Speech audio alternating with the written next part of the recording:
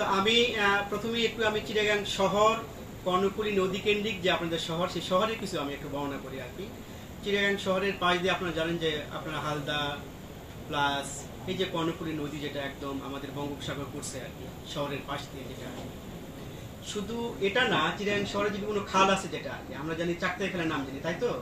এখানে রাজাকালী খাল আছে, গুপ্তা খাল আছে, মহেশ খাল আছে, তারপরে 6 নাম্বার বলে 9 নাম্বার বলে। আমি এই সম্প্রতি গত 3-4 মাস থেকে শুরু করে আমি মোটামুটি সব জায়গাতে, প্রত্যেকটা জায়গাতে আমি নিজে যাওয়ার চেষ্টা করছি আর কি, যে এই খালগুলার বর্তমান প্লাস্টিক বা মাইক্রোপ্লাস্টিকের দূষণ কীরকম, প্লাস এগুলো কিভাবে খালে আসতেছে, খাল থেকে এটা কিভাবে নদীতে যাচ্ছে, নদী থেকে কিভাবে এটা সমুদ্রে যাচ্ছে। এটা না আমি মোটামুটি এইদিকে কালুরঘাট থেকে একদম ইয়ে পর্যন্ত পতেঙ্গা পর্যন্ত মানে নদীতে যেটা আগে কর্ণফুলী নদীতে আমি নিজে থেকে এগুলো নদীর দুই পাড়ের কি অবস্থা, নদীতে কি অবস্থা, এখানকার পানির কি অবস্থা, এখানকার সেডিমেন্ট বলি আমরা যেটা, মানে নদীর নিচের যে অংশটাকে ওটাকে আমরা মাটি বলি না, সেডিমেন্ট বলি।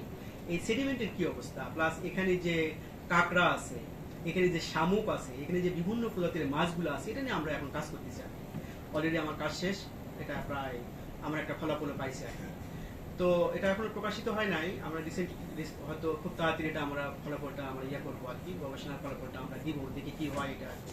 তো আমরা দেখছি যে এখানে প্লাস্টিকের যে ভিজিবল যে পলিউশন শহরে যেটা আপনারা দেখেন, শহরে গেলে আপনারা দেখেন যে কি হয়, আমাদের এখানে একটু বৃষ্টি হলেই কি হয়, মুরাদপুর ডুবে যায়, প্রবর্তক মোড় ডুবে যায়, সেগুলো তো আমরা ভিজিবলি দেখি, ড্রেনগুলো সব বন্ধ হয়ে যায়।